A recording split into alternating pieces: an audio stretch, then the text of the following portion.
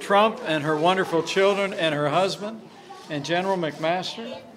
And on behalf of your Commander-in-Chief, President Donald Trump, welcome to the White House.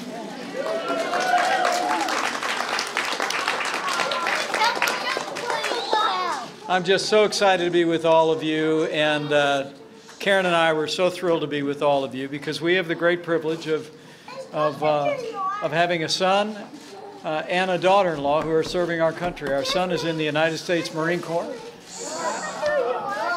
and she was. I love these kids. So we appreciate the sacrifice.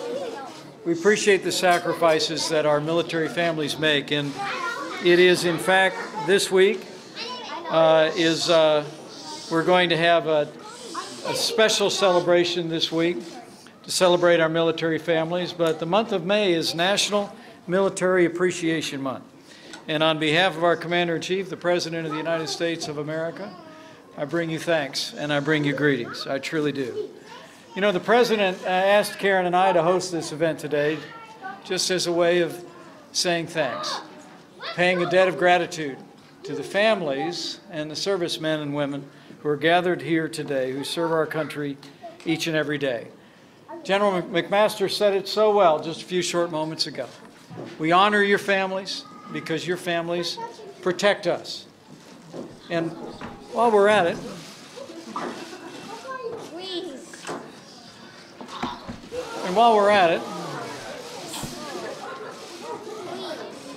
are we okay?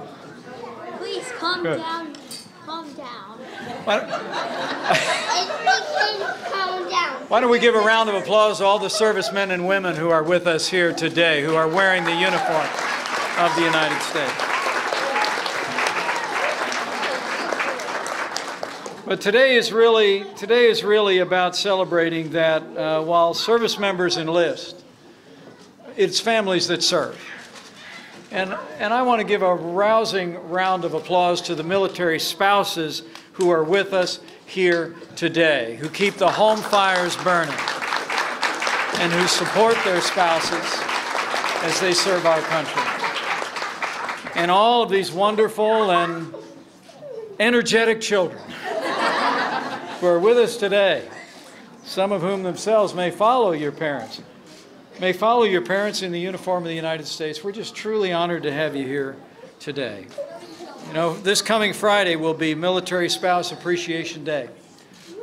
President Ronald Reagan instituted this celebration in 1984 to recognize the crucial role that spouses play in the lives of our armed forces.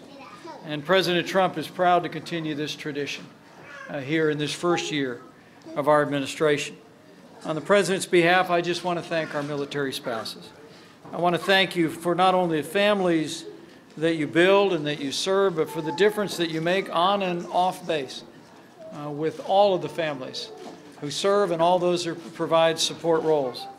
Now, I want to recognize just a few people in particular who are here. We're especially honored to be joined today by those from every branch of the service who've actually been named Military Spouse of the Year. We have 3 national award winners, 8 service branch winners, 8 base winners. Would you join me in congratulating the Military Spouses of the Year who are with us here today?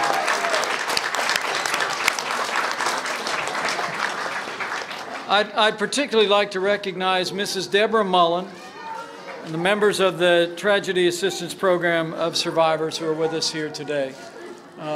Deborah Mullen has dedicated a life of service along with her husband. And where's Deborah at? Is she in the room? Maybe in the back of the room. Give Deborah a big round of applause. She makes an incredible difference. And lastly, Ivanka Trump just said it so well.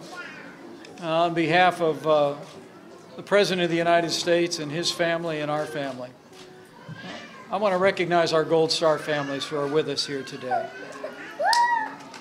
You honor us by your presence, and I promise you, on behalf of the President of the United States, the American people will never forget your loved one or the sacrifice your family made for our freedom.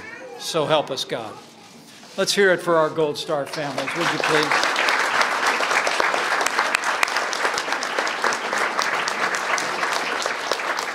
And I just want to promise all the families who are here today, whether it's education or housing or counseling or moving or all the challenges that are faced in a military family's career, I want to assure you, military families will never have a better friend than President Donald Trump.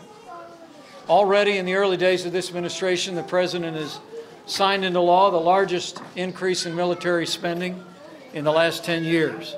And I'm proud to say the President actually submitted a budget that will have the largest increase in military spending since the days of President Ronald Reagan.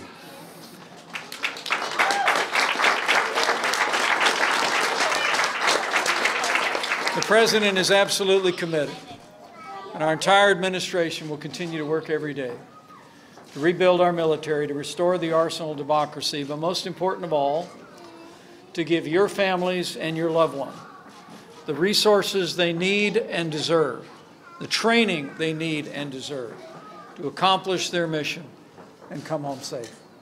That's our pledge to each and every one of you. And it's a solemn pledge and a solemn oath. You know, the old book says, if you owe debts, pay debts. If honor, then honor. If respect, then respect.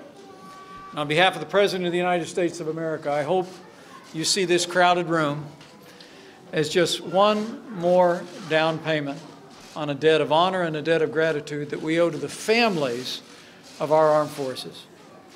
We're grateful that you're here at the White House today. We hope you leave here today with your hearts full of the assurance that the American people are grateful for those who serve in uniform and just as grateful for the families who stand by their side. Thank you all very much. God bless you, and God bless these wonderful kids who did such a great job today.